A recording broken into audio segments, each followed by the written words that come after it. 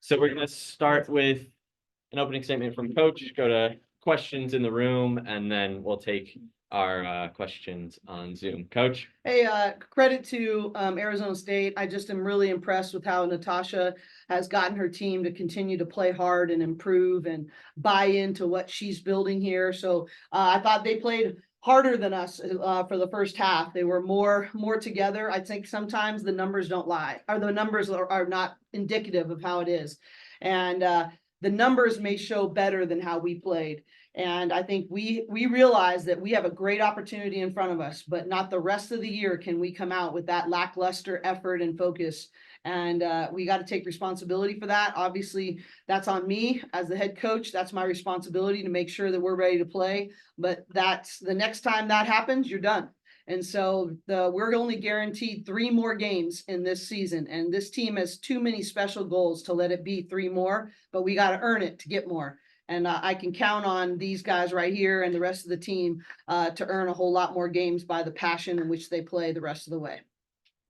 Can you talk about your defense is very dominant, just what you were able to do there and keep limit them? Yeah, I think we have the really, we've got the ability to switch screens that very few people can switch and keep people in front of us so that they're not getting clean looks at the basket. And, you know, she probably doesn't like this, but it's really the best compliment I give. Lauren is a unicorn in that way. They just don't come around very often. The people that she can sit in a stance, move laterally, contest shooters, keep people in front, and our guards can get around and defend the post. And it's a 2-way street. And so I think that really, but I think the problem for that, we got so many stops and we didn't reward ourselves on the other end because we were not as focused on what we need to do. But our defense and rebounding and passion plays are our calling card. And that has been a consistent theme for us.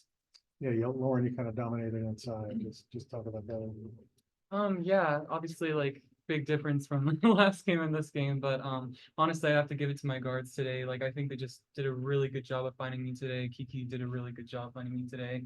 So I just think it's that chemistry that we work on every day in practice, and the coaches have kept me accountable with just like getting strong steals and not letting people get in front of me, and I thought I did a good job to do that today. So. You probably saw today you're projected as a #1 seed now to reveal.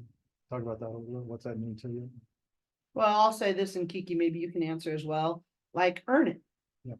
It's all in front of you. The only thing that can get in our way and keep us from where we want to go is us. And so everybody's got to put their own stuff aside, any distractions, anything, and go grab it. And it's right there for the taking, but we got to go earn it. Yeah, I would echo that. I mean, I think we know we still have 1 game at a time to handle, and I think we're going to finish out this conference weekend and then focus on the Pac-12 tournament. And but we know that, you know, if we can get what we need to get done, then we're going to be we should be a 1 seed, and that's the motivation for that. You weren't too far from the triple double. It was a little bit away. Do you see those numbers and think about that? Yeah, I mean, I think we watched film from Colorado, and I think we missed it was 21 post feeds. And then on top of that, we had a bunch of bad post feeds, and I think a good way for me to get a lot of assists is to hit Lauren, to hit our post players, and also our shooters. And I think as a guard, we did a much better job of that, and that helps me get those assists. Yeah, I wanted to ask you a little bit about that because you're obviously trying to get the ball inside right from the get-go. But it seemed like with your ball movement, it improved as the game went on, and you were getting wider open looks than what you were early on. Did you guys all kind of feel that way? Or was that a ball movement? I think that's something that's been all year. And one of the things I'm really impressed with Lauren's growth is that she's letting the game come to her a little bit. If people are going to come and you know, triple, double, and triple teamer, then she's got to do a great job finding assists and finding cutters and making one more pass. And I thought we got those early, and then we didn't hit the shots, but that's okay. Like, to me, we sort of get disappointed and it brings our enthusiasm down. We need to earn good shots. They're not always going to go in. But I think Lauren's doing a much better job of sort of just saying, okay, fine, we're going to read how this happens and we're going to let the game come to me a little bit more. And I think that's really helping us because it's lowering our turnover rate as well as it's getting ourselves easier shots from other people early in the game. I think the way things are playing out today, Stanford's playing Oregon State, of course, but all of the upper teams are winning. So it's going to be interesting to see how it all sorts out by Saturday. But what are you seeing as we go down here in toward the tournament? Well, I mean, we've been the talk of everything about women's basketball, the Pac-12 has been. And it is what it is. But I just think that the reality is we got to stay focused on the things under our control. And, you know, they just had a gauntlet game down in Tucson. We know they're going to have amazing energy on Saturday. It's going to be their senior day. It's going to be a sold out crowd and good, you know, it's going to be awesome for us to we're going to have to be tougher. We're going to have to be more together. We're going to be more connected. But bottom line is I can't control what anybody else does. And I don't want to have that take away from our focus, our engagement, our intensity.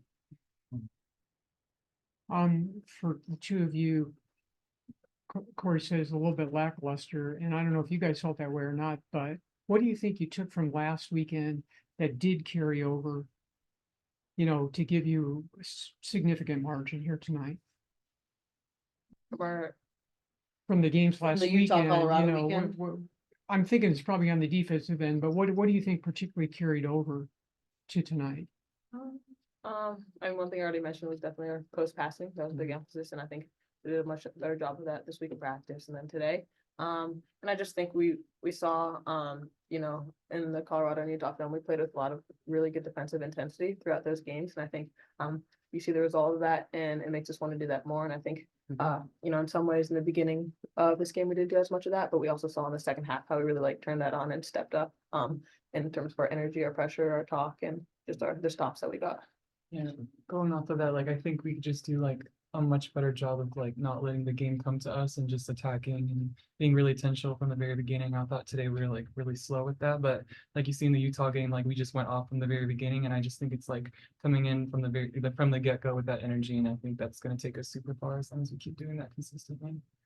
I know how excited you were after the Utah game with the way it all developed and unfolded and everything. And now you see Utah beats USC, Utah beats WSU. I mean, They're good. it's showing Yeah. what a great job you guys did in that game. I don't know if you maybe thought that was one of your best Yes, games. I but did. Yeah. I thought it was one of our most complete defensive games and focus on the scouting report. And we just took them out of everything they wanted to do. And that's against a team that's one of the most efficient offensive teams, averaging 83 points a game when they Yeah. came into that. So yes, I was really proud of that. But you know, that game was over a week, or I guess it was a week ago today. And you know, got to keep carrying those things over. I do think those are moments to draw on though. Like we've shown we can do this, lock in, and that's got to be who we are the rest of the way. Okay, if you guys need to get to the Yeah. Arizona State presser, feel free to exit, and then we'll go to questions on the Zoom. Okay. Mookie's not the only Betson on it. I know. Thank you guys. Thank you. Appreciate it. Gavin, we'll start with you. Hey, excuse me. Hey guys. Coach, we heard you on the broadcast at halftime. I think you said the first half was, I think it was terrible or something, or subpar. You were definitely Subpar, I think I said. Yeah. Was that the similar message that you had in the halftime locker room? And how did you feel like the team responded? I know you talked a little bit about it, but just was that the messaging, and how do you feel like they responded? Yeah, I was nice on camera compared to how I was in the locker room. I think they know, you know, they understand. I did think we responded better in the second half. You know, I think it's really hard when you don't come ready. It is hard to catch up with intensity. And I thought we responded well, but it's sort of like pushing a boulder uphill when you're not engaged from the beginning. So I thought we responded well, but you know, we have to take responsibility that we weren't as disciplined as we needed to be, especially in the first half. Then for the players, kind of a weird scheduling game with the Monday game and then having to go on the road trip. Did either of you kind of feel that at all, or was it almost nice to, you know, be following two big wins with a game shortly after? Yeah, it's a little bit weird of a week, but I mean, we had a big break or a pretty long break between our Utah game and Colorado, so we got our rest then. And we know at the end of the season the schedule is going to be a little bit different, so it wasn't that big of an adjustment. Got to come out here and just play another game, so that's all. Yeah, and I'll just close with one last one. Coach, you've always been a champion of the Pac-12, and I think a lot of people saw the rankings today and kind of saw, you know, you guys leading the nation in ranked wins. Obviously, the Pac-12 being a huge part of that on your schedule. I guess what would you say, like, obviously the reaction to the rankings is just you want to have that number one seed. But would you say that with the tournament coming up, that'll sort of help you have a better chance of keeping that, knowing that maybe there's not any bad losses, quote unquote, left on the schedule? Yeah, I just think we got to stay focused on the things under our control. I am a champion for the Pac-12 because the numbers don't lie. It's been clearly the deepest and best conference in the country this year. And I know everyone likes to campaign for their conference, but I just don't think there's any arguing this year. I think that there's just opportunity. And I can't control what the committee does. I can't control anything other than we got to go earn what we want. And, I think every opportunity, like I said before, is right in front of us. And the only people that can get in the way of us is us. And I just think we have to just have that mindset every single day. Anything from Sue or Alexis? All right. Thank you, guys. Thank you.